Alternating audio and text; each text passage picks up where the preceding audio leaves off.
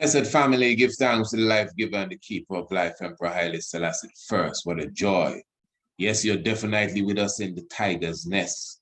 Honorable Priest Isaac here with you. Marvelous special edition of the Chalice talk we have in store for you today. Going into the Sabbath, a special black over white edition. And we're going to be speaking about the spirit of Moses, the concept of the Mosiah, and exactly who Moses is and what the Moses philosophy is really all about. And this is going to lead us into our presentation for tomorrow evening. And when I say tomorrow, I'm speaking of Saturday, the 7th day of August, 7 p.m. sharp, 2021. And this is going to be our third installment in the three-part series of lectures entitled The Living Gods of Kemet. Now, the previous Saturday evening, we went into Semenkari. That's just 7 days ago or so. So that should be still resonating with you. And then even before that, we did the lecture entitled Akhenaten and Tutankhamun within the whole realms of the living gods of Kemet. Part 1 and part 2, we already did that. So now we're going to part 3. And I would suggest, if you did not listen or see part 1 and 2, now is the time, well, at least after this presentation here, after such, you should definitely go back to our YouTube channel. You subscribe while you're there. You need to subscribe and put on your notification. So when we come live with these lectures, you get the notification right away. You don't come in 10 minutes late. You don't come in 5 minutes late. You don't come in halfway through. No, you come right on the time. So you could be up to date with the comments and everything. So make sure you put on your notification bell. To me, that is very, very important. For the levels that we are going right now, we don't want to catch you by surprise. And oh, I didn't know you were live. Put on your notification bell. And of course, subscribe. It doesn't work without that. So that is Saturday evening, the 7th of August, 7 p.m. sharp. We will be there and we will be talking about Ramesu. I'm going to give you a heads up now. I'm going to prove to you that Ramesu is directly connected to Marcus Mosiah Garvey. Yes, you know, that's how it is here. This is the tiger's nest. That's what we do here. We unravel the mysteries. And no matter what nobody do now, between now and then, you're not even going to have enough time to figure it out. But when you sit with us, an exclusive presentation, we're talking about the great Ramesu. Now, remember, this is our contribution lecture. So the CashApp is already there available. You could see it there on the screen. Priest Isaac 27, that's the CashApp. And of course, the PayPal is also available, pardon me. Priest Isaac's Institute. But to make it easier for you, all you have to do is go into the description below. You know, below this video, there's the description telling you what the video is about. And inside of the description, there is the link. And the link goes straight to the Cash App. And there's a link that goes straight to the PayPal. And you could use any one. And if you don't have any of these links, all you have to do is contact me using the email, which is similar to the Cash App. Priest Isaac 27. Just email me, Priest Isaac 27, and you can explain the situation that you do not have any of these, any of these facilities to make that contribution. Now, remember, just for clarity, not because it's called a contribution lecture, just like part 1 and part 2, these are free lectures that we're giving. It's going to be live on the YouTube. I mean, anybody can watch it. But of course, what we're saying, you know, unlike, you know, maybe a few months ago where we had these special lectures and we had them on our webinar platform. And of course, you would have to pay a $20 to come in. But we decided that we want everyone to see. So I know there are those of you who definitely have a genuine heart and you know the value of what it is that we are producing here. So that is why we have left the contribution door open, not necessarily for the lecture last week, not necessarily for the lecture before. To be honest, we do not push contributions on our channel at all, but for the upcoming lecture, that is the contribution lecture. So Saturday evening, when we're doing that lecture, your duty will be to be contributing, sending your finance to the CashApp, sending your finance to the PayPal, whatever you think the value is. I mean, someone sent us $8 the other day. I mean, so if it's $1, give thanks. If it's $1 billion, it's up to you. You got to know the value of what you're getting. I mean, if it's me, $1 billion don't mean a thing for the value. I'm being very clear of the levels of celestial, open the heavens information that is coming to you. And I just got to be clear. So I'm looking forward to that contribution for sure. And you don't have to wait until tomorrow night's lecture. You can make that contribution right now as you are sitting there. Now remember, this is Chalice Talk, so for sure I'm reminding you, you could definitely get your chalice. Have you received your chalices yet? A lot of you ain't got your chalwa, but a lot of you have your chalice. I know that for sure. Enough respect to Brother David, I know you have your chalice. Brother Michael with the three eyes, I know you got your chalice. Couple, Brother Daniel there in Canada, I know you got your chalice. And several people, Sister Judy, I know you got your chalice. So give thanks for all those who have already received their chalice. Of course, all you got to do is email me, priestisaac27 at gmail.com, and definitely get your chalwa. All right, what I want to do, we're going to go into a meds right now. Of course, that is the rule for Chalice Talk. We light the chalice and then we talk. It's me alone sitting today, so I'm going to light up the cup and give you a little vibration here. I'm going to be taking something from Jafaya TBI #1's YouTube channel and giving us some good vibes as it relates to the Black Christ Mask there in Trinidad. So I'm just going to take a minute or two to light up my chalwa and grow in the meditation, and then we will get into the subject area today, Black over White session, as we're dealing with the true Moses, the true spirit of Moses, giving you a good understanding of what that is all about. And remember, this is leading us into the lecture for tomorrow evening. Peace now, man. Real warrior for the Sabbath, Yeah, man. Thanks to the Sabbath, thanks to King Emmanuel, the Black Christ. Yes, sir. Man, for coming, and do the thing right, Unity, Tell Ethiopia we coming home, Africa with this order. The Black Christ order, Sabbath, to be kept holy.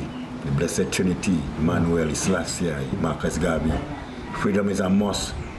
We Ethiopians will never cease fire until the wall of Babylon come tumbling down. No. Babylon must fall. No. And time for black man to unite. Come in one aim and one God and one destiny, said the Black Christ. Selassie. Rastafari. King Emmanuel is seventh. Dunya God. Rastafari. Give thanks, my Lord. 73 from the sacred songs and solos, my Lord and my Lord. Prince and princess. Just as I am without one plea. As I am without one plea. God was shed. Thy blood was shed for me.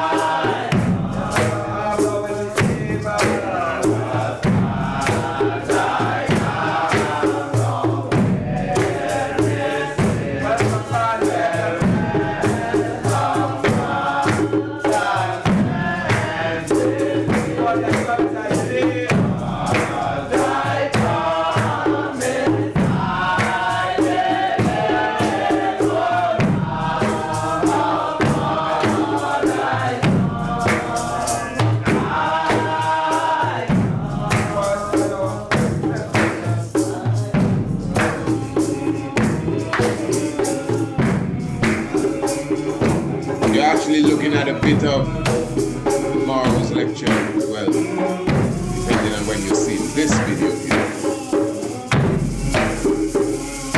Yes, Ramesses.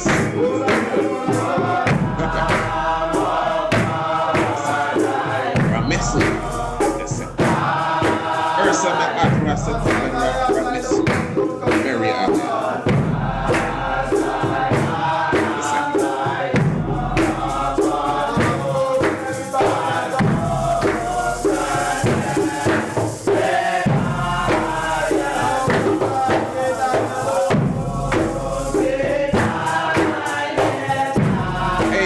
Chalice talk.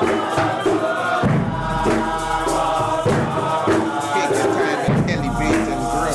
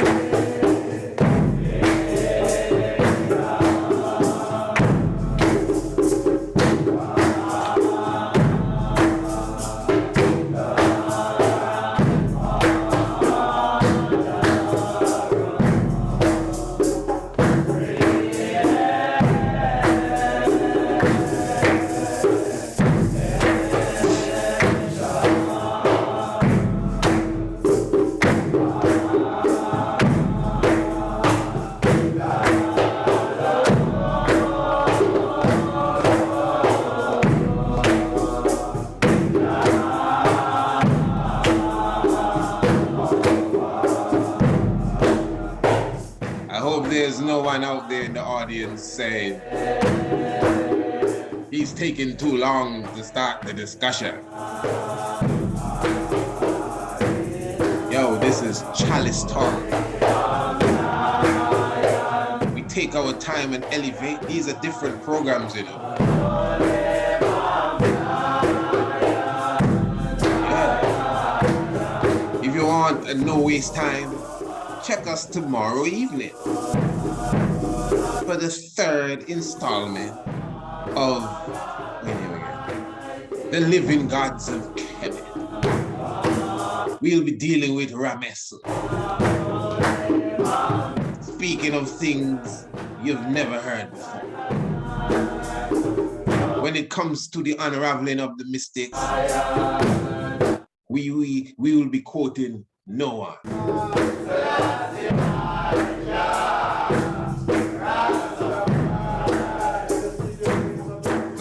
Again, just for those who may be saying, you know, oh, I agree. We definitely take a little moment before we start to get into the session. But that's why it's Chalice Talk. You know, we take a moment to actually show the power of meditating and growing, even if it's a 5 minutes, even if it's just a little moment. But you see, the vibes is, as I always say, when we come into Chalice Talk, we actually come ready to partake, you know, as if, okay, this is time to meditate. And so we don't meditate and then come and do this, but we begin the meditation while it is taking place. So in a sense, those draws that we've taken there a moment ago is like the first for a moment. And I like Chalice Talk, you know. Even the interviews we do on Chalice Talk, I prefer them. There's a certain level of just freedom in a sense. I mean, everything is free, but it's Chalice, the talk. So I take it like a family affair. although I take everything as a family affair. But, you know, even though I cannot see the audience as such, and the audience will be an audience that will change over time, and this will be seen 5 years from now, 10 years from now, 20 years from now, whatever the existence of the planet is like. But the point is, it's still different because it's Chalice Dark. You understand? Right. So as I said, again, one more time, I'm looking for you tomorrow evening. Yeah, that will be Chalice Talk too, but that's on a different level altogether.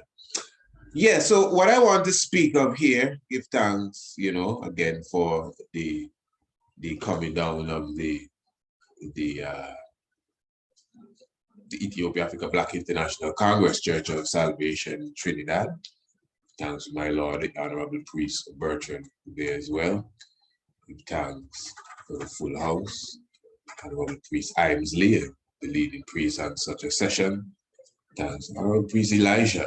Thanks to the priesthood in general, Honorable Priest Mark, and in general, you know, love to the house in Wharf Trace, Trinidad in general.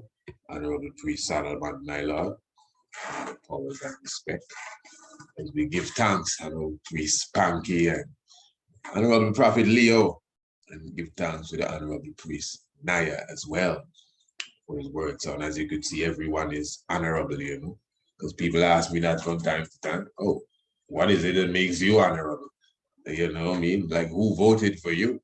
Because around here, you know, when you are elected to office, they call you honorable, and when they vote you out, somehow you're not honorable anymore. What kind of thing is this? You know, that's how you become honorable, you know. But the honorable thing is that a sign that says, well, here comes Mr. Perfect. You know, we are humbled as it is Marcus Mosiah Garvey, who found us so deep in the grave. Remember, his father put him in the grave as a child, so he knew what was going on in the grave. That's Marcus Mosiah Holy I talking about. And when he came in the grave, he saw all of us down here and said, wow, what's going on here? You know, and he lifted us up out of the grave. Marcus Mosiah Garvey I talking about. And when Marcus Mosiah Garvey, today is the 6th of August, soon the 17th of August, our prophet, lifted us up out of the grave.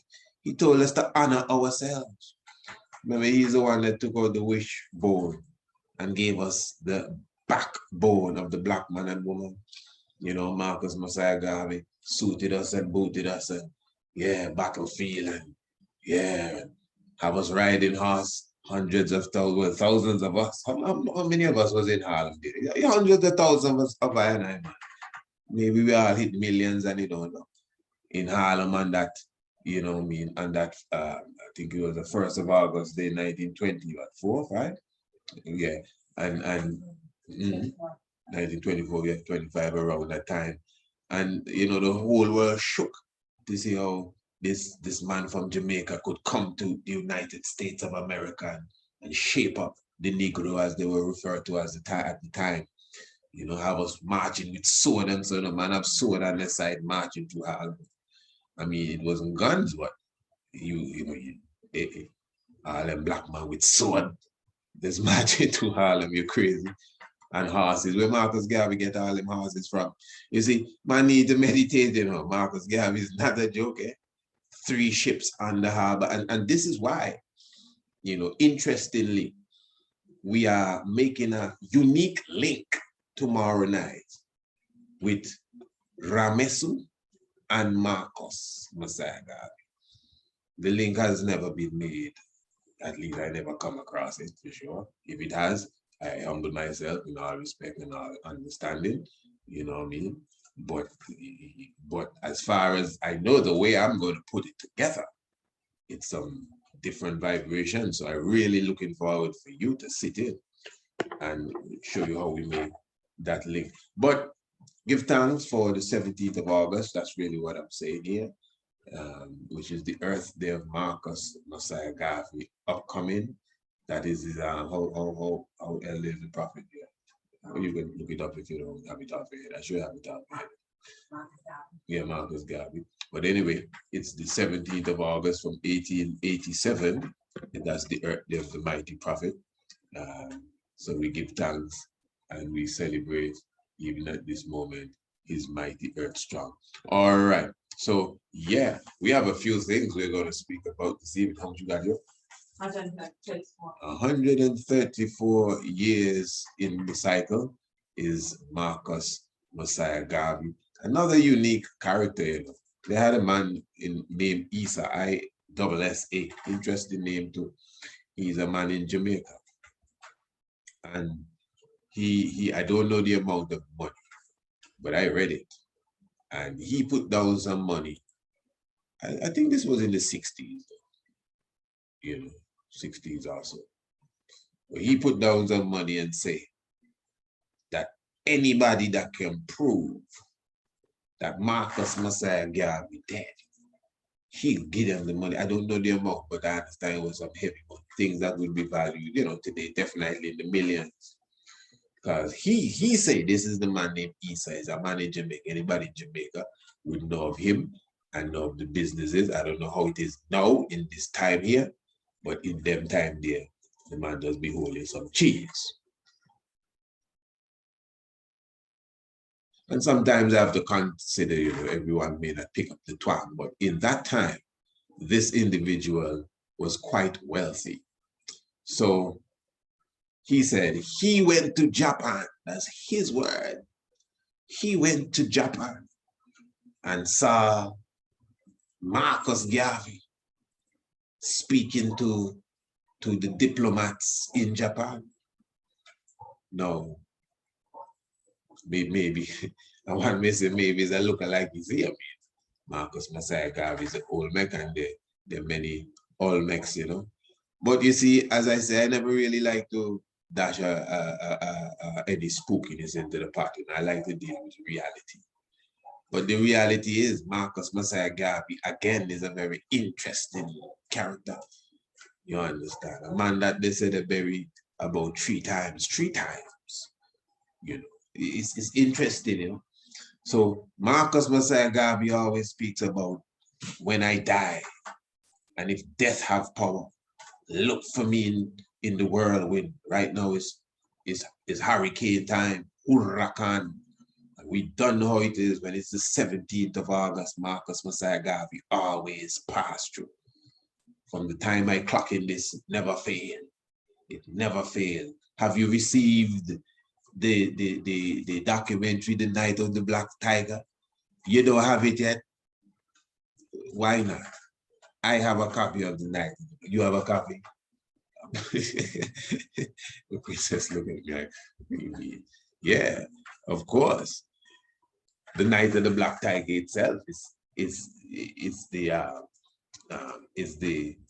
what you call it, the Divinity of Marcus Mosiah Garvey. Yeah, you should get a copy. All you have to do is email priestisaac27@gmail.com and tell them I want a copy of The Night of the Black Tiger. And these people will just send it to you one time, you know, and in a second you get it. It's gonna come to your email. You can download it. You'll have to download it. In fact, depending on how you think set up, you don't have to download it. You could watch it, you know, but you should download it in case of anything. You have it within your own space, you know. Anything could happen on my end. You never know what may go on. So download it and keep it for yourself. It's a wonderful documentary. Night of the Black Tiger, about an hour and 15 minutes long, and goes in depths of the whole aspect of Marcus Mosiah Garvey. So yes, see, this is why it's Chalice Talk.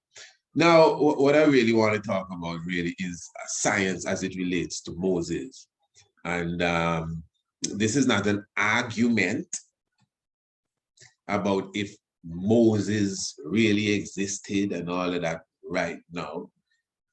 You know, because there are different levels to these discussions.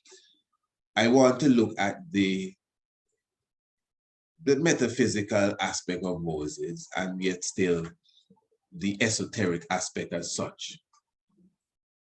Now, we use these words, we use these terms, and mythology and all of that. We use these terms a lot. Sometimes we use them very loosely. Make it sound good in the conversation. Esoteric, oh, he sounds smart. You know what I mean? Yeah, once they can use esoteric game, why give this man one of them square hat that they graduate with at a school, man. Nah, man, but you know, we don't make up the words. These are the words they give us, what it really means. Esoteric specifically is secret science. Me, I love the esoterics. It is secret science. You know, metaphysics, a bit of the same, you know, but it has a lot to do with interpretation of. You know, you'd hear our good brethren, Rastafari speak enough of the metaphysics of things and what it means, the interpretation, but there's still a blend. But you see the esoterics, real science, like mathematics, and pull out the calculator, esoterics. So we love the esoterics. So let's get straight to it, really. So that's really what we want to get into, the whole aspect of Moses. So it's not an argument of who exists and who don't exist. In fact, let me make it clear.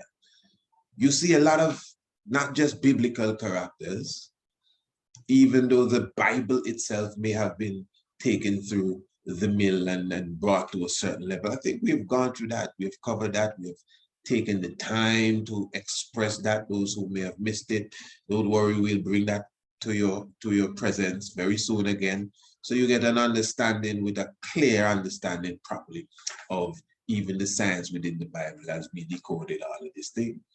So there's a lot of mythos in the Bible, just like ancient writings. We just did a whole thing on Tutankhamun. We just did a whole thing on the Aten. We did a whole thing on how Tutankhamun is the living, what did I say? The living, that mean what? He come to life. He is the living image of the Aten.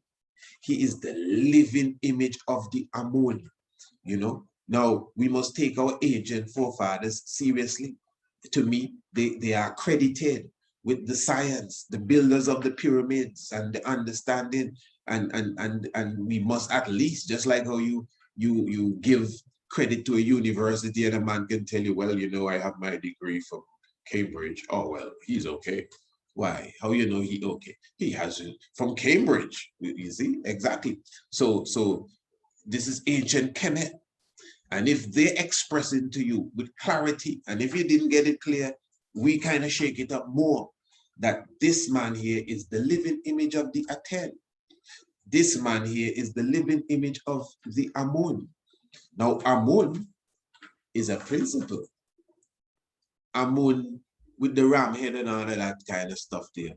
Amun is a god as such, a deity, the Neter.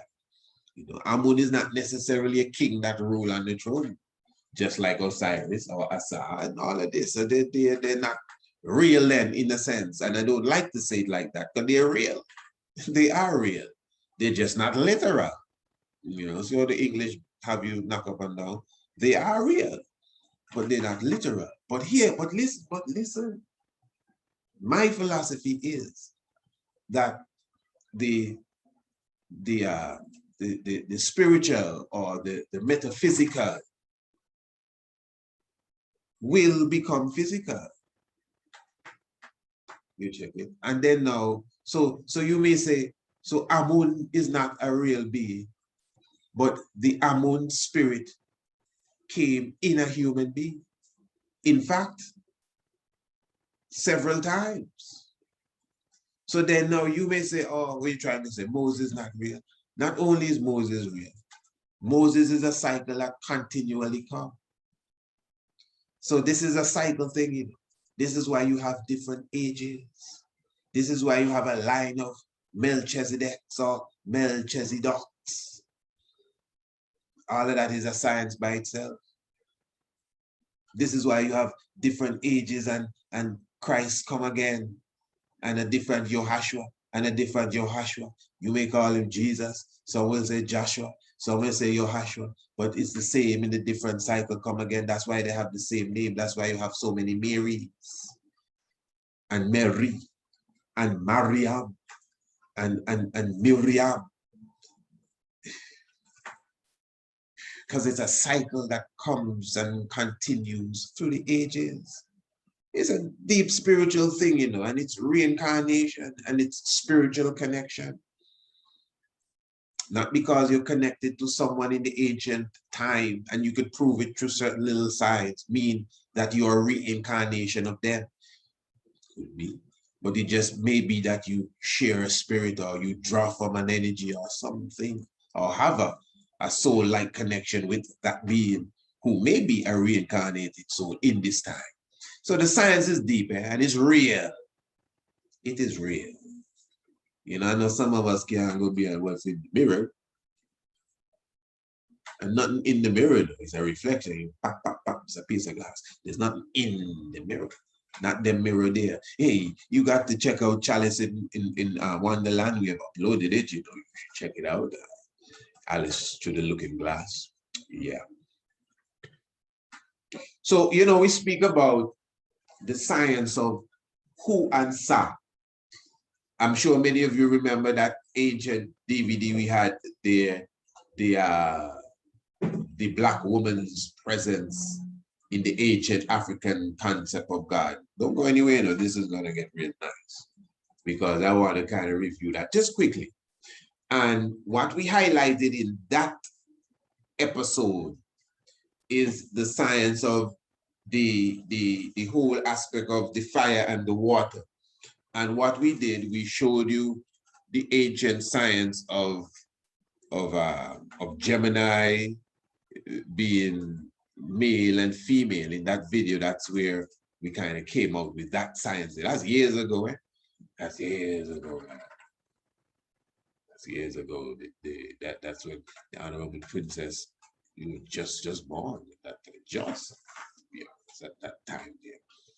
And that concept there, what it is we were looking at, we saw the connection with Shu and Tefnut in ancient Kemet, with Hu and Sa. Now, Hu is male, and Sa in this case is female. These are ancient Far East concepts. Eh? And Hu, listen to me good, eh? Hu represents fire, and Sa represents water. And Hu is male, and Sa is female. Okay, good. I'm sure you maxing all of this. All right, if you have your pen and pad, it's wonderful. So this Hu, which is the man, he's fire, you know, male, and he's fire. And he represents the spirit. And then Sa now, female, and she is water, and she represents the physical. So we're already into science here, because the Hu is considered positive and the Sa considered negative. Again, English has entered the boxing ring and has tacked up with you know, your psychology. So when you hear negative, obviously it's not nobody's fault. The negative mean negative, wrong. But negative is the words. You know, these are the words we've been given to make this expression. So we're using the word negative, which when used, you know, in another case, it's totally opposite to what we're saying here. Because this negative don't mean it's bad. You know, if you're an electrician and you wire the house, it's positive and negative. And if you mystically hear this, if you wire the house with all negative, you don't get no electricity. And that's female. If you wire the house with all negative, you don't get no electricity. But if you wire the house with all positive, you don't get no electricity. You don't get no electricity. The house will burn down if you wear it with all positive. So which one positive and which one negative? You know, so it doesn't mean that. At least it shouldn't mean that But you see, it means that because those who construct the language in their mean self, they're too mean, and they Greenwich and mean time. That's what it means. That everything must have positive and negative. That's how the universe is created, with positive and negative balance, male and female. That's why one stand that the what is called God must be male and female. It is impossible. And I try to say it's a woman, and because a woman give birth, and no. That all of that is seesaw. That just gone the other way. It's both male and female. It got to be. Why? Because nature itself, universal cosmos, and science, chemistry, and physics clearly show you the balance is positive and negative. See, this is Chalice talk. So we ain't got too much slide, you know. They could have said, man, you should have shown us all of this. Man, I didn't even expect to be saying all of this, to be honest. It's just the vibes. It's the vibes. So it's negative and positive is everywhere. There's somebody out here that needed to hear this clearly, the expansion of this point. Negative and positive is in everything, even sound. Nothing exists. There's nothing at all around that is just one part of it. It represents the masculine and feminine balance. That's why Akhenaten, Tutankhamun, Smenkhare, and Akhenaten, more so than anyone else, could portray himself in that. You know what I mean? Beautiful brother. Give thanks. So, Hu and Sano, male and female, fire and water. Again, positive, negative. Right.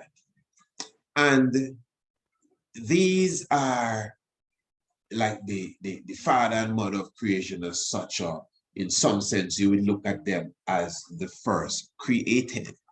But you see, the sciences, and even with the four created in Kemet, the science is family, that these represents the elements of the earth. And it represents I and I as human beings as well. So in other words, as I expressed in that documentary that we did, that Sa being the female, and again, just to highlight that they represent Gemini as well, that gave birth to Orion really in the cosmos. Gemini, the twin, which is male and female, but in Greek mythology, they show Gemini as two little boys, sometimes naked and everything hanging out and all of that, with whips and clubs in their hands. I don't know what kind of thing is this. I mean, come on, you're taking it a bit too far. I mean, you're gone too far already, you know, to replace the woman. So that has been done in the heavens, not the heavens really. The zodiac, that's why he's a astromist guy and a horrible scope, because the heavens have it clearly. If you look at it, we've showed it to you several times. It's a male and female. So that is Hu and Sa, Gemini. And so Gemini now, the represents mother and father as well. So Sa now, Sa, although representing the physical, is seen as mystically the woman on the highest of spiritual level. That's why we sing the church is one foundation, 'tis negus Christ our Lord. She is his new creation. She, you know, from Zion to earth, he came and sought her to be his holy bride. That's the church he called it, the church that represents not just the building, but the congregation of male and female. This is some serious, you know, vibes there. So that's Sa. So that is why even in Sa now, you see a lot of vibration sticking out, you know, with holiness and Sa. Like the word sacred begins with Sa, you know, and sanctification begins with Sa. And sacrifice begins with Sa. And sanctuary is Sa. Sanctum, Sa. Savior, Sa. Salvation, Sa. Sabbath, Sa. Saturday, Sa.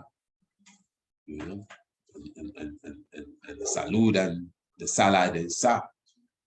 You know. So anything sacred is it seems like Sa. You know, you have that at the top there. Now, so you see a level here, but also when you look at Sa, you also see the term salinity, which is very important now to what I'm getting at. Remember, Hu and Sa is fire and water, but Sa now is not just water. Sa in the mythos is seawater. This is why all the saviors come out of the seawater, you know. This vibes, listen to me, family, very important. Holy Emmanuel, I, Selassie, I, Jah, Rastafari. This is why you see in many of the mythos, the science of the saviors, like Ptah going through the underworld, going through the water, coming out as the new Ra. You see the Jonah going in the water. This is very serious. Jonah going into the water and coming back out of the fish. The fish out of the water and him out of the fish. Just like Vishnu coming out of the fish, which came out of the water. It's all science, very, very important, because all the saviors, all the saviors do come out of the water.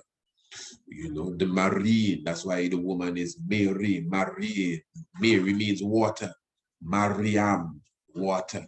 Mariam and Moses went through the Red Sea with the congregation. Mariam, you know, follow me, good family, please. You know, so this water science is very important with the saviors coming out of the water. That's why Moses now is a top savior. You could hardly see anyone in the book. You know, it's Moses and Christ. Moses is a top character. Moses, that's why Moses was in an ark. You see, these symbols are very important. We did a whole lecture entitled The Ark. I think that's what we call it. Yeah, the Ark. And we showed that the Ark vibes is more than the Ark of the covenant. You know, the Ark is a science like current, arc welding, and the arc that creates the rainbow, the serious vibration, so it's electricity. So we spoke of Moses, though, you know, to get to the point, is the God that was seen in the ark. Now, the ark of the covenant, when Moses was born, his mother placed him in an ark and sent him up the river. The storybook, have him in a basket. And for real, the story, I don't know if you ever see one of them storybooks. Yeah, man. The mother was in a basket. Yeah. Basket. And it might sink. And the basket might sink. Little straw thing there, you know. And I tell you, sending that way up the river Nile, boy. She must be, when you know, for real now, when you look in Gosha, to where that was supposed to be going in the capital, and the Nile flowing the next way, the Nile flowing opposite to how the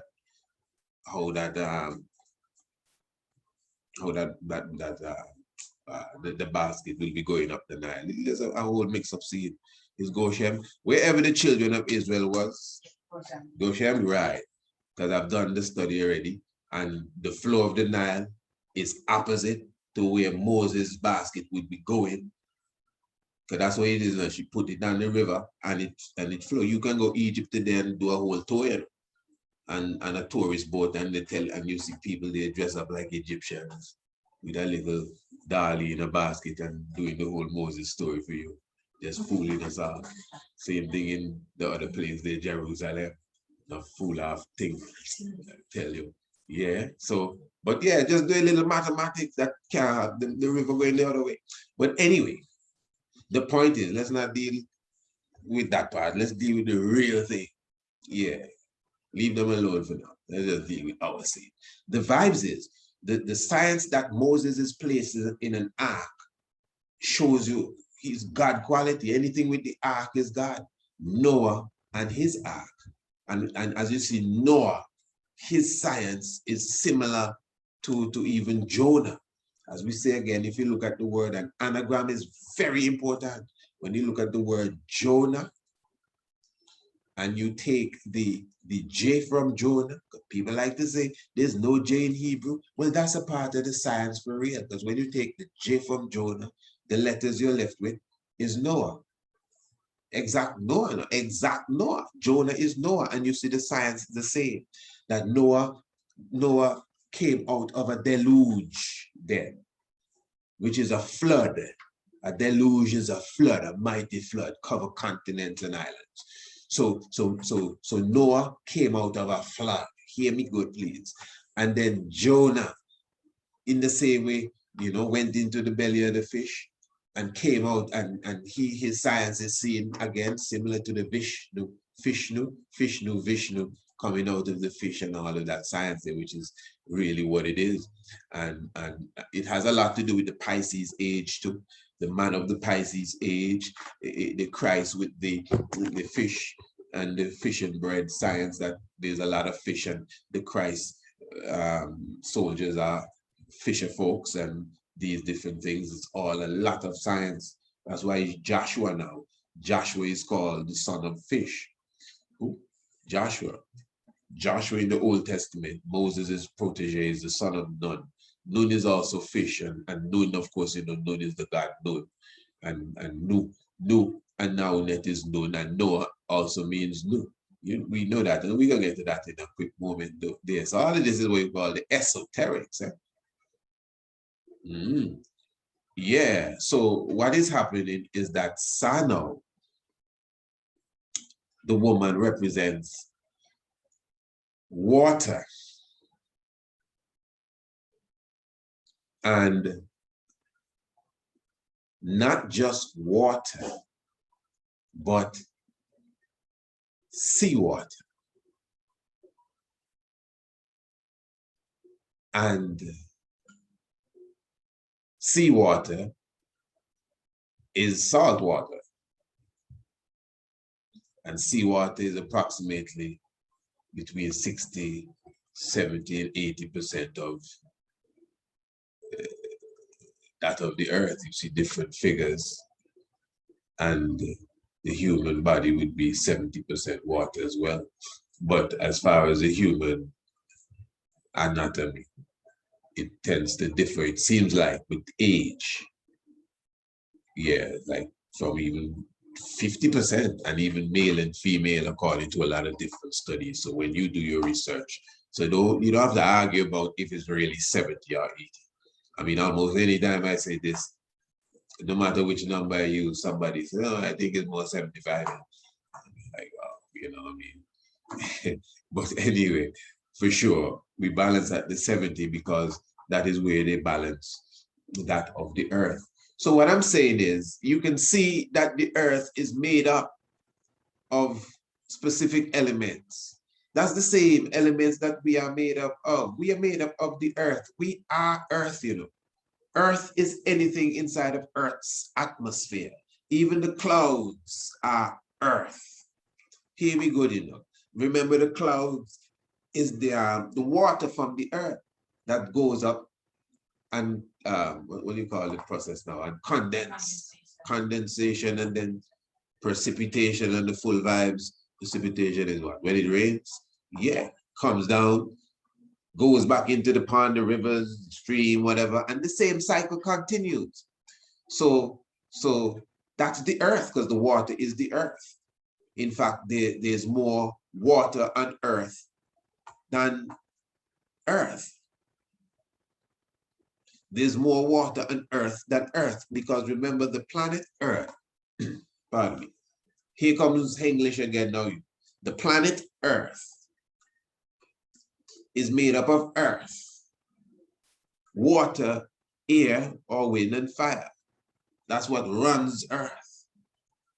Fire, air, with all due respect, water and earth. But there's more water on Earth than Earth. It should be called planet water. In fact, I think it had a name similar to that. I think Tiamat was, I think, at some time, or Tiamat was a planet that ran into the Earth to create the Earth. Yeah. Yeah, okay. All right.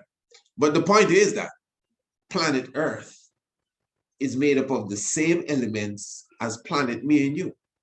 And even down to the ratio is similar, as there's 70% water, 70% water. Okay, so here it is. The water again on the planet Earth, that is 70%. 96 or something percent of the planet's water is seawater. Is a very small percent of the planet's water is fresh, sweet water, as they call it, and still a lot of water. That's to show you how much water is on this planet here. I tell you, wow.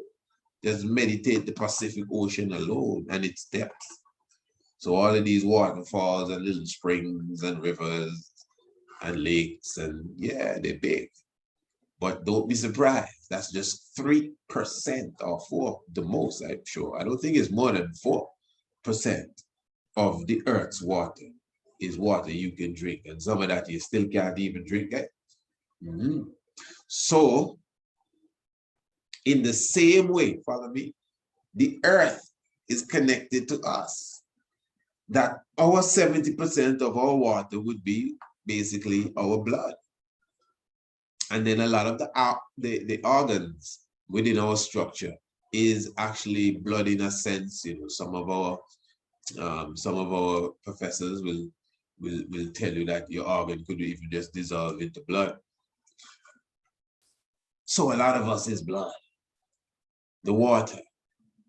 Now, the salinity of the human blood is similar to the salinity of that of the seawater.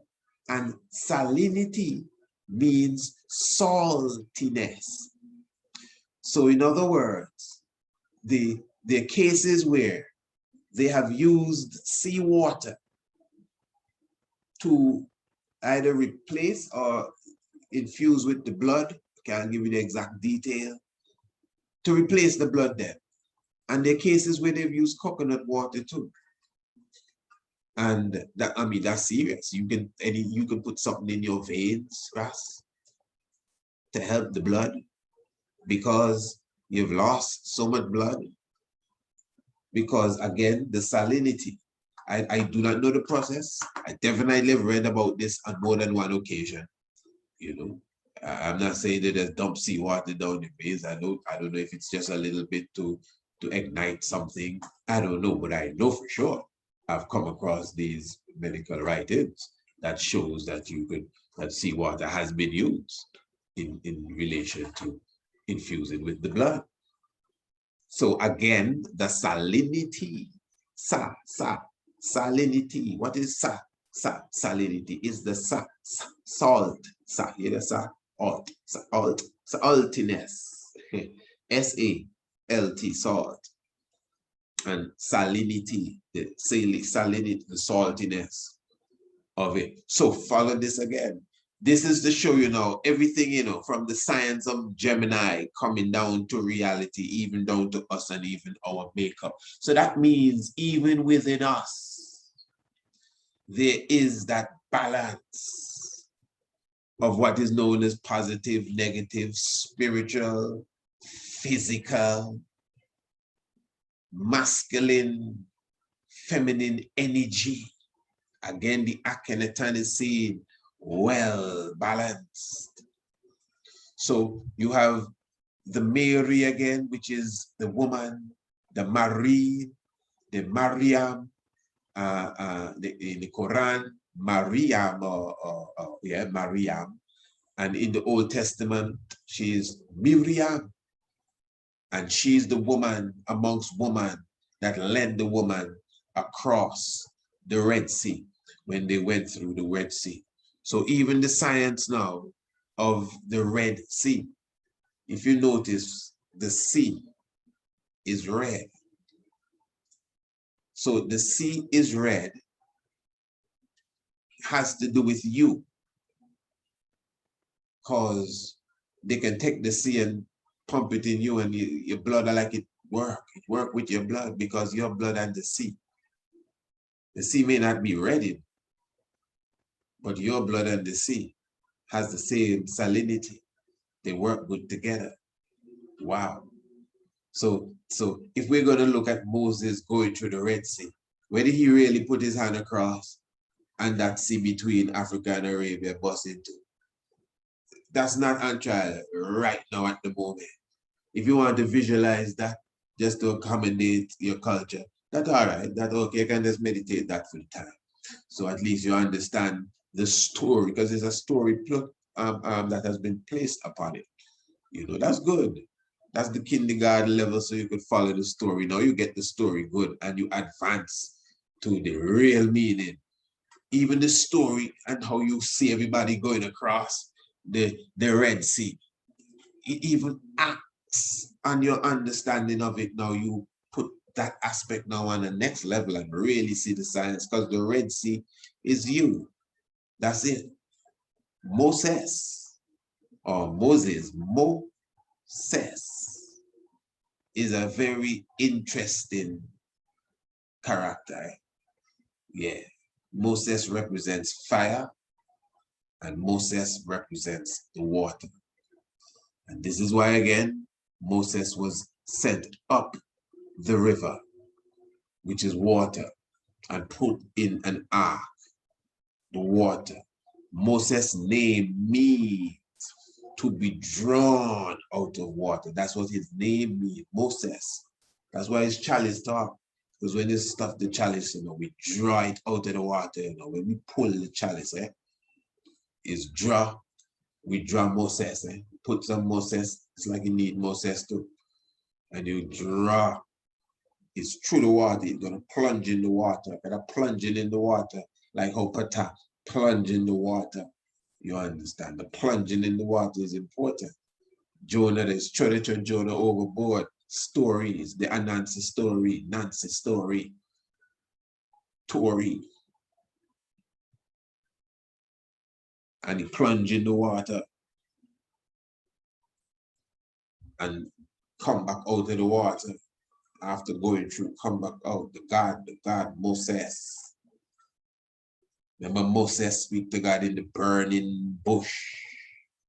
Moses. That's how it's written in you. If you read the Bible, when the name Moses cannot hold in one line, the hyphen goes between M-O and S-E-S. Moses. You get what I'm saying? And that's what it is. Remember a time Moses came down off of the mountain and his face so red. Wow, they couldn't look at Moses. In the Exodus 20, Moses telling him, come and talk with God to the man. And they say, no, you go and talk with God. We're afraid. You talk. You tell us what he said. And Moses went into the darkness where God was. That's inside himself of self, the darkness. That's why people afraid to go into their self. Some people afraid to lock off the light and meditate. You get some Moses. You get some real Moses and draw him out the water, because Moses means to be drawn out of the water, not mummified. Mummified is when they wrap it up like a split. The mummified thing that you mummify, but he gets sacrificed and get drawn out of the water. You get some real Moses, man, and you sit down on your bed and you take that draw in the dark of the night, when all you can hear is crickets. Because when you take that dry, the crickets don't get louder. Everything don't get louder. Even senses, everything gonna enhance. Enough people cannot do that. Why? Because they've gone into their self of self. They've gone into the thick darkness where God was. Is God come out, is the genie lamp, people afraid Chalice, and His genie lamp, you're rubbing the genie and the genie wake up. What do you want? If you don't have nothing to tell the genie, you know, some proper wishes, it blows, the genie will knock you. So people are afraid. People have to put on the light and get on the phone and start to scroll up on the Facebook and see who's saying what. Go in the refrigerator, get something to eat, make a phone call or something, because what? The God within the dark place is coming out. Moses. So Moses, man, even he himself, when the bush was talking to him, he looked away and said, no, tell you what, I'm going to look away. And when I look back, this not going to be there. There's going to be something else. Yeah, man, not can go some man, because, and according to the scripture, the anger of Pharaoh was kindled against Moses. Wow. That was so like a pretty picture, I thought. Yeah, the anger of the Lord was kindled. Like he talking to Moses, say, yeah, man, I have a good job for you, man. I'm going to deal with you. See a boy Pharaoh, hear this now. You know, like you're talking to somebody and they're not really, they're hearing your voice, but they're not really concentrating, you know. Like he talking, you hear his voice in the background. Yes, Moses. Yeah, man, you're good, eh? Trust me. I'm going to give you a rod and everything. And boy, Pharaoh, you in for a surprise. And then you just see Moses turn around his head, talking to himself. Okay, you know what? When I turn back around, he not going to be there. This tree not going to be burning. This can't be real. And you, what? Wait. Moses is joking, making. You didn't hear what I could see. The anger of the Lord was kindled against Moses. So he's a fireman and the waterman too, because his name means to be drawn out of water by his Egyptian mother. Moses not easy. Moses was given back to his real mother. In the diplomacy of it, his real mother is his Egyptian mother. I wonder if you know the story. Moses' mother sent him up the river to spare his life. And the Egyptian princess get him and say, wow, I get a little baby boy. I need somebody to help me raise him. Then now, Miriam came and said, hey, I can set you up, you know. And it's Moses' mother came and became Moses's, if you want to say. Yes. Yes. Yeah, the nurse of Moses. So Moses's mother, his real mother, which to me represents God Almighty. That's the symbol there. Moses's mother represents God Almighty. And his Egyptian mother in that story represents his biological mother. So in the story, you know, his biological mother, which to me in the story, this is more metaphysical now. This is my metaphysical understanding of that aspect.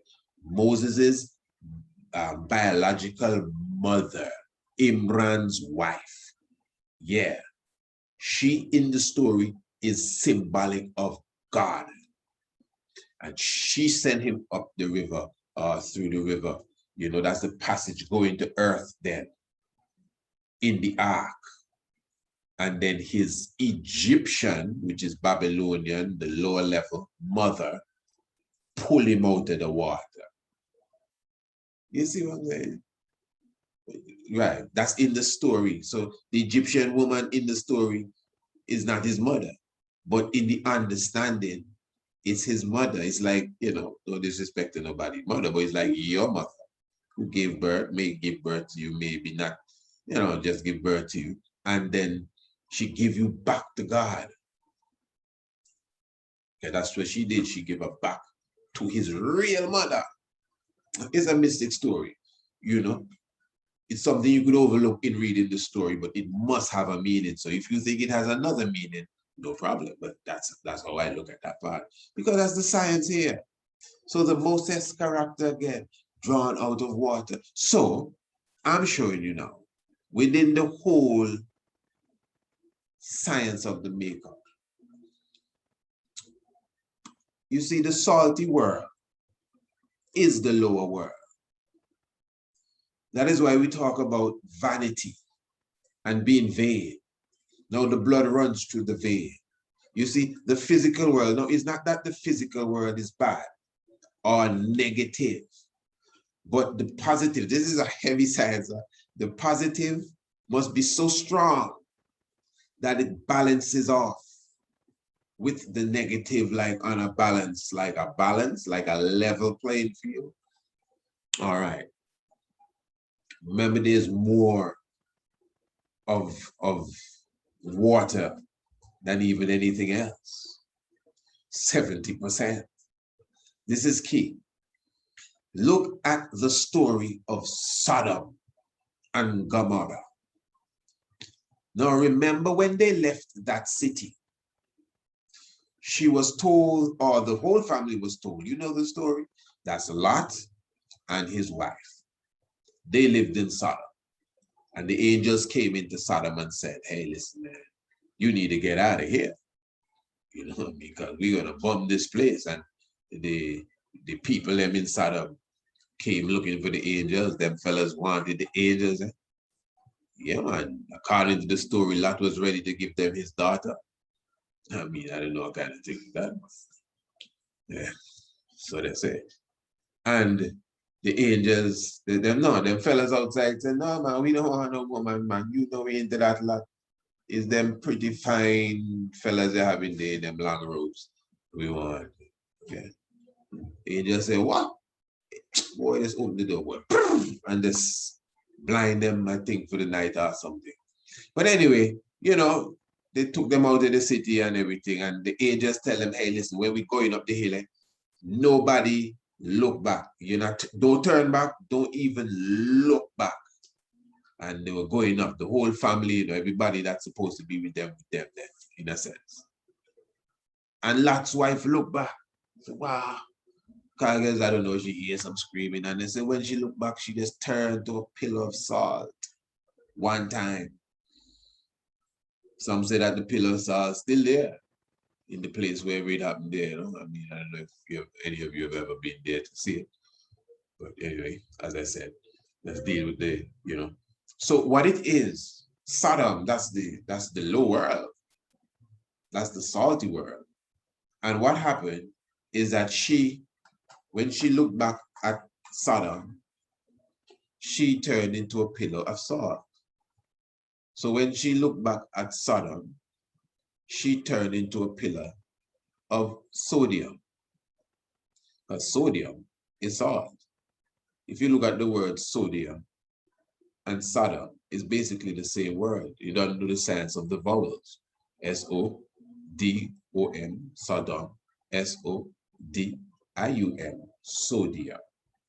So within the science now, the chemistry aspect of the Bible's expression, the salty world is represented by sodium.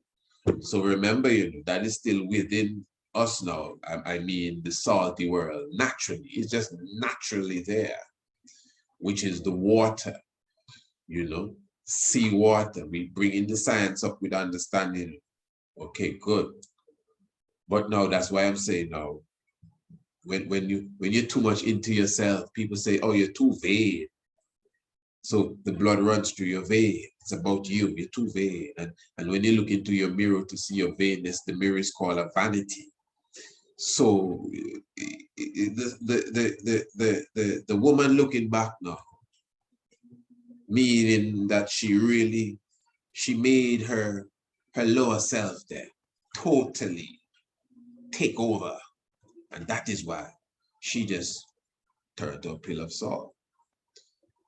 Even they have the salt sea, Siddim. That's also right there in the Bible, S-I-D-D-I-M. So you see the S, the D, and the M. Those are the consonants, and they're constantly there. Sodium, Siddim, salt sea, and Sodom. You know, all of it, the lower world, the salty world, the salinity now, as we return to that aspect. But remember, you know, Sa is related to everything holy, because all the saviors do come out of Sa. So how is that as well? Because now in ancient, you know, again, Miriam, Mariam, Marid, anything like that, Mary, Maya, it's the water. it's the woman. When you observe now, Mayim also means waters, specifically when the Bible speaks about the different waters and waters above waters in the heavens. The word Mayim comes into play. Now, from my comprehension, heaven is Shmaim. Shmaim. Now, what is mystic is that the sh is a term, a tonal term in ancient Kemet for fire.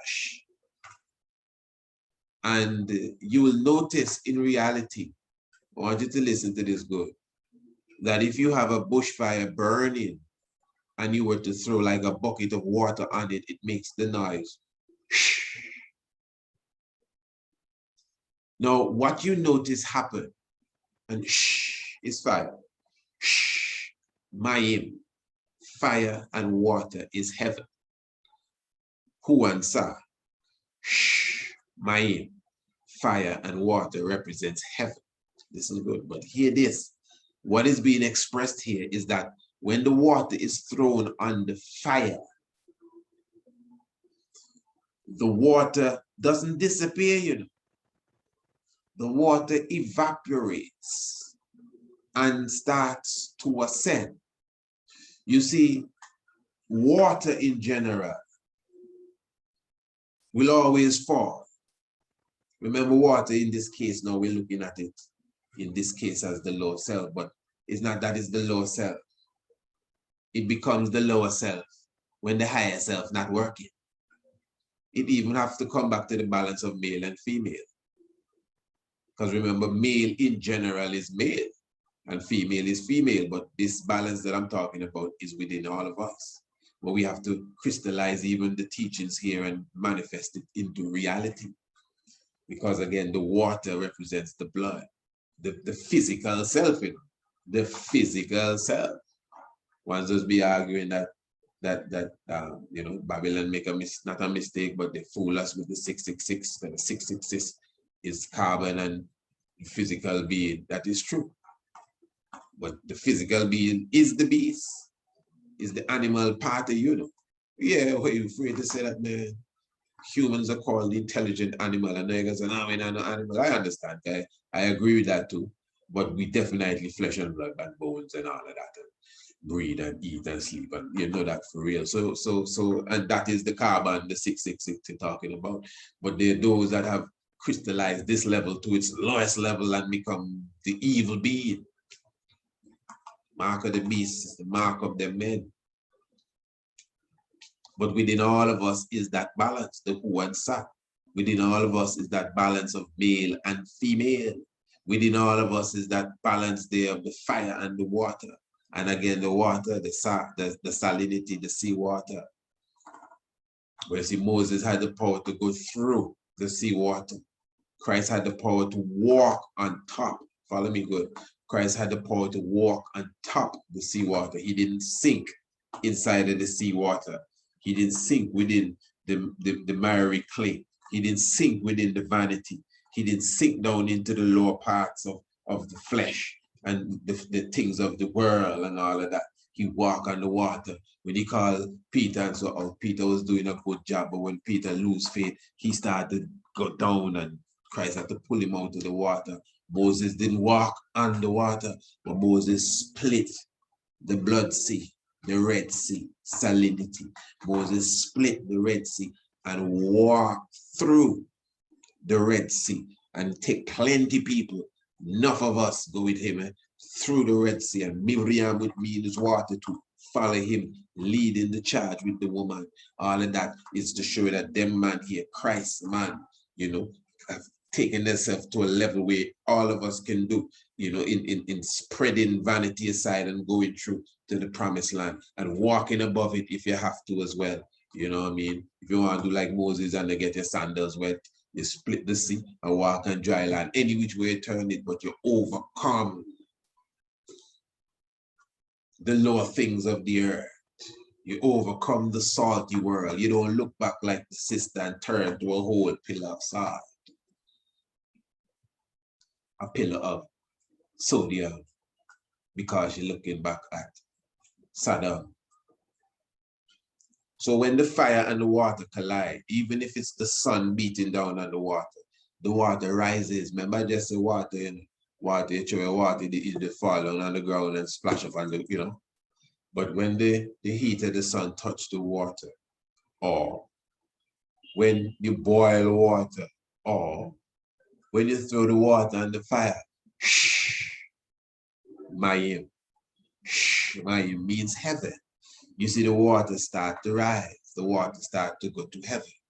You know. Now, what I'm saying, in general, as a human being, when you apply fire to yourself, not lighter business. When your spirit, the fire represents your spirit. When your spirit hits your physical, the same physical will rise to the level of the spirit, because remember, it's up to the sun, the water going in, the water is evaporating, it get invisible and so, and start to go, and you don't see it until it forms cloud. You don't even know how it get there. You just see the clouds up there. Them same clouds you're watching was underground, but you didn't see when they went, because that's the power of the spirit. They don't even see you moving from one realm to a next realm. They just see you appear and say, wow, you've changed, you know, because you've risen. Your spirit has risen, your physical form. You become a higher being. Yeah. So when you look at the term na is sodium, na is salt. And nano is a word that means to be born, and na also means to swim. Interesting.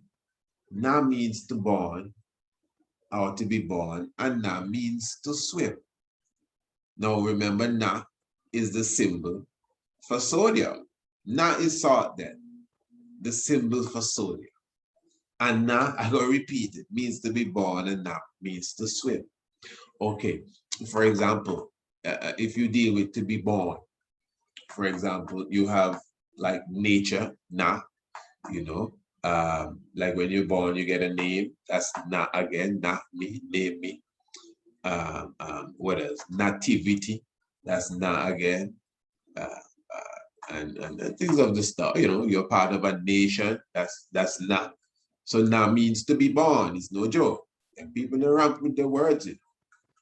And then na means to swim. Water then, na means water, that like a natatorium, na. Natatorium is a swimming pool, it means na. You know, navy, na is navy, or naval as well, na. So basically you see them there. But what I'm saying now, where in nature now can you find na being used in the case of to be born and to swim at the same time? Well, that's when you're being born. Do you know when you're in the womb? That's why some people argue that we're amphibious beings. I don't know, what do you think about that? Anyone you think that we're amphibious beings in reality? Yeah, because you live 9 months in water.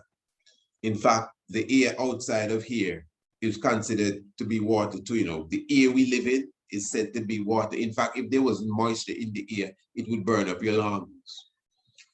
Because, you know, it's not just oxygen you're taking in, it's oxygen and nitrogen. That's how it is, right? Oxygen and nitrogen, that's the science there. That we in the, okay, yeah, just checking it. And it's interesting that the air again is a lot of moisture. All right, even space is said to be moisture. That's why they send ships out there, space ships. And even the Bible speaks about the waters above the waters and all of them different things. There's a lot of air and waters and a lot of mystic things going on here, you know, trust me. But anyway, yeah. So now, to be born and to swim is when we are born. Because when we born, we come out of the swimming pool. That's all it is. So that's the science again in the ancient esoteric writings. Moses, drawn out of the water, sent up the river. Noah again. Also, Noah is a God figure. Eh? Noah is a God figure. This is more than Noah and his boat and 2 animals from every part of the world. We don't show you how that works already, but you understand. We've done several videos on that. And even the lecture we did on the ark, we touched upon that. That is a creation story. Noah is Nu of Kemet. Why? Because Noah's name is Nu. Huh? Noah's name is N-U, Nu. No, Noah's name is Noah, N-O-A-H. I know, but that's in Hebrew. At least the English-looking part of Hebrew, I think it's Noah, is the real Hebrew, but Noah, it comes down to us as Noah. Everybody know him as Noah, right? But in Arabic, his name is Nu.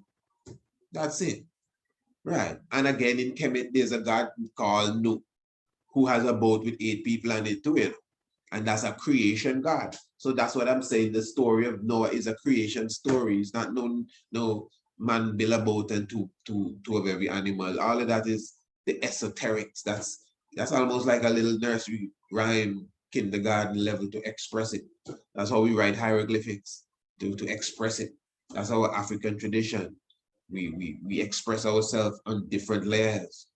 You know, we use song, dance, poetry, music, good old reading and writing, and theater as well. We do all of that to express our history, our religion, our culture. All of these things are done in all of these ways. So now, yeah, very high vibes. This is how it's expressed in the science. And Nu is Noah. Built the boat, and the world destroyed, and the world was created. All right. So Noah now, like Moses, any one of these characters you see overcoming the sea or the salty world is like a God figure walking on the water, going through not just the sea, but the Red Sea, and even Noah and his boat. If you look at the structure of the sodium again, sodium hydroxide. If you look at the word good, see there? Noah. Now you're gonna say, oh, come on, that's not how you spell Noah. But what I know for sure, anyone that looked at it first, they would have picked it up. No, it's not supposed to spell Noah anymore. As I said, this is how you deal with the anagram. That's what anagram is all about. So again, that's why I said earlier, if you take the J from Jonah and you'll get these same letters and you put it around, you get the word Noah again, because that is how the science is set up. So in the same way, in different languages, you have again Mary, Maya, Miriam, Mariam, Shalom, Salem, Salemta, and all of these different things. Amen, Amon, Amin, Aman. Yeah, it is the very same way. It's called the science of anagram. But what I'm showing you here, you could argue about which letter is supposed to be before which. I know the science well. I am showing you the sodium hydroxide symbol. We still on sodium. That is my point. And I know it interacts properly with what I am saying. All right, see it here? If you just look at it at a glance, it's Noah, but it's the same thing, because Noah is one of those that went above the salty world. Noah is one of those that came from the wicked world into a new world where he got the ark and the rainbow and all of that, and he came out of an ark, and he's a God figure. All right, again, Jonah, the same thing. Now, if you observe this is the name of the god, the Nun. You check it, and remember the Nun is Nu, Naunet, and seen as male and female. That's the Nun. And if you notice the 3 bars here, the N representing the Nun. Okay, there it is. That is the god, the Nun, the water god there.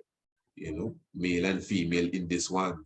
As I said again, you have Nu and you have Naunet, and together you have the Nun, and there you have the water figure. If you notice these 3 bars, and again, this is the triple covalent balance here, bonding, triple covalent bonding of nitrogen. And I just mentioned the importance of nitrogen even in the atmosphere. And again, at one glance, see the 3 bars here? At one glance, it's very important, man. And these represent N. These, the N within the alphabet, and the known as name. So the 3 bars, the N, you just look at Nun, N-U-N, Nun. And again, that's the nitrogen again. And this is the science, you know, that we are dealing with. So in ancient Kemet, we ourselves had a good comprehension of the science. So anything you see us put down is not just by mistake and it just happened to look so. No, we really working with the understanding of the heavens. Then you have now osmosis. It's obvious to see the name Moses here. Osmosis. The I could easily become an E. Osmosis. You check it, because as I said, when Moses passed through the Red Sea, it wasn't Moses alone. It was the whole of us with him, us and Moses. Osmosis. So okay, scientifically then, because it's science we're busting down here. Okay, scientifically now, what is osmosis then? Let's see if it fits into all what we say here. So in biology, the net movement of water molecules through the cell membrane from an area of higher to an area of lower water potential, that is known as osmosis. Let's go to that again. In biology, the net movement of water. Remember, this is what we're talking about. So we're not off the subject. Keep in mind, we're not off the subject. We're still on water, and we're dealing now with the movements of water molecules through the cell membrane. We're still talking about the blood. We're still talking about the blood, and we're still talking about water, and we're talking about the movements of water. Let me start over again. Osmosis. In biology, the net movement of water molecules through the cell membrane from an area of higher to an area of lower water potential. So in other words, you have a good example of osmosis here. Let me see. So what is taking place here? So what you have over here, you have a concentrated sugar solution. So what that is saying, Princess, that is saying that this one is full of sugar then, concentrated a lot. And then over here, you have a dilute sugar solution, so that has more water in it. And then you have a partially, how you pronounce that, Prince? Partially permeable. Okay, all right, fair enough.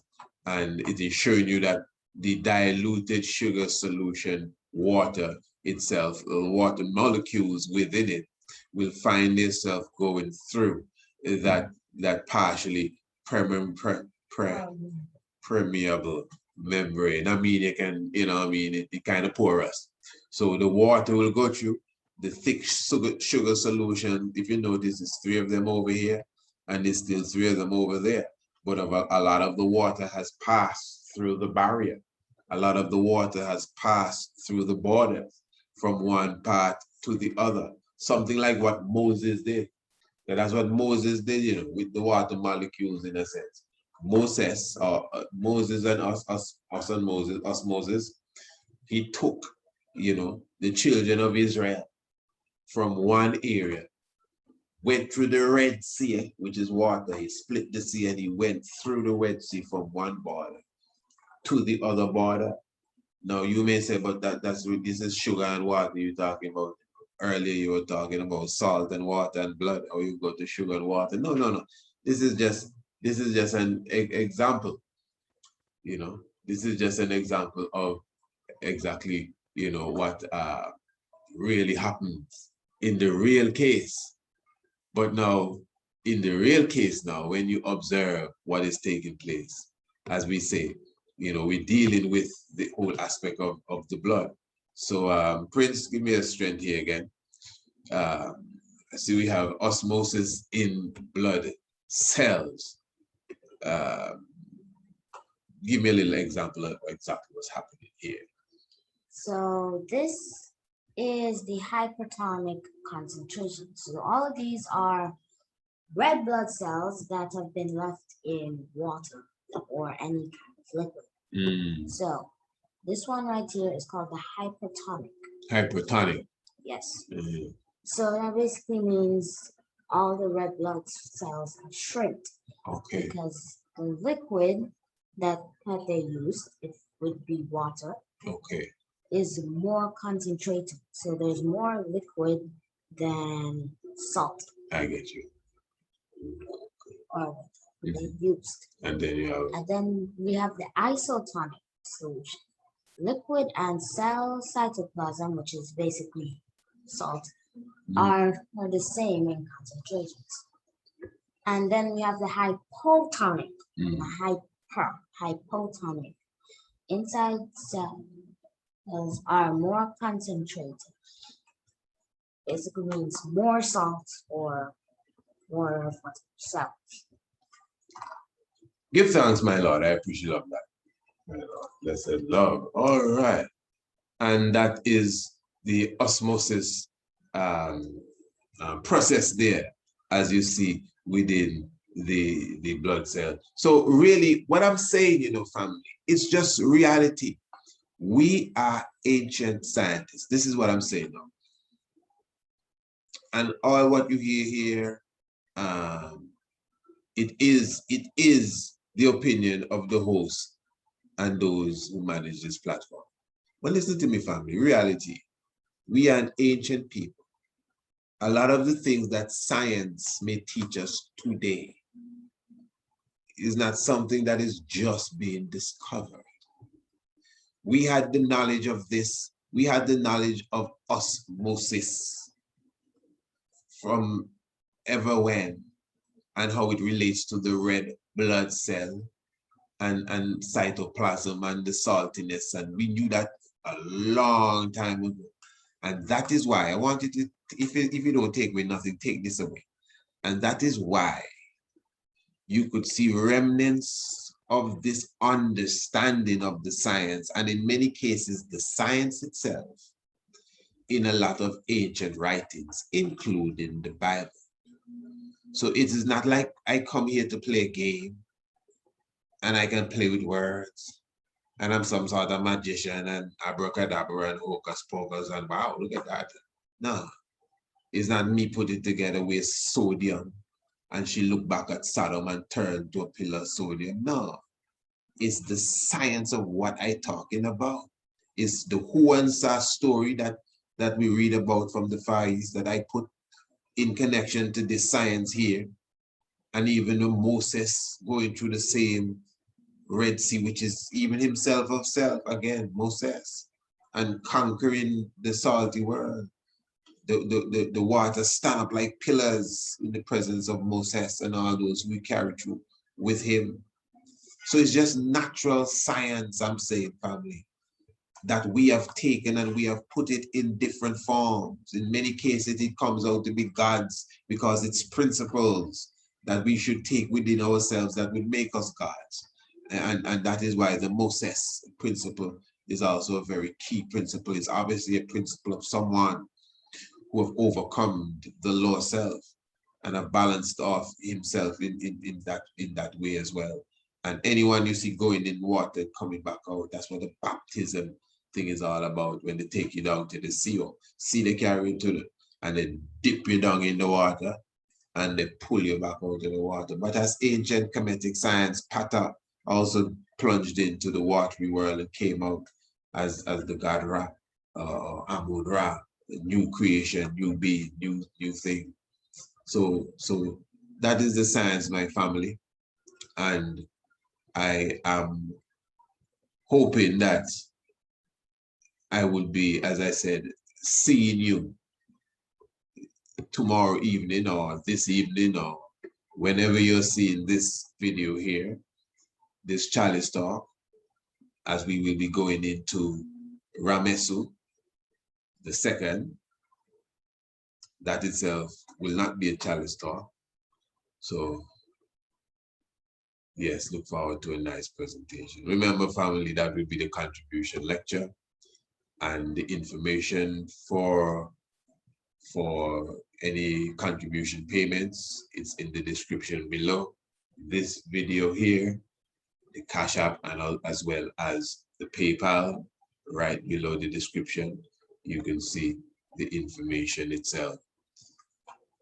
The Living Gods of Kemet Part 3. That is this Saturday the 7th. Looking forward to seeing everyone. If you're scoping this on the Sabbath day, give thanks to the Sabbath, royal family, Lord of the Sabbath here of us. Holy Emmanuel I, Selassie I, Jah, Rastafari I, life giver, keeper of life. Blessed love.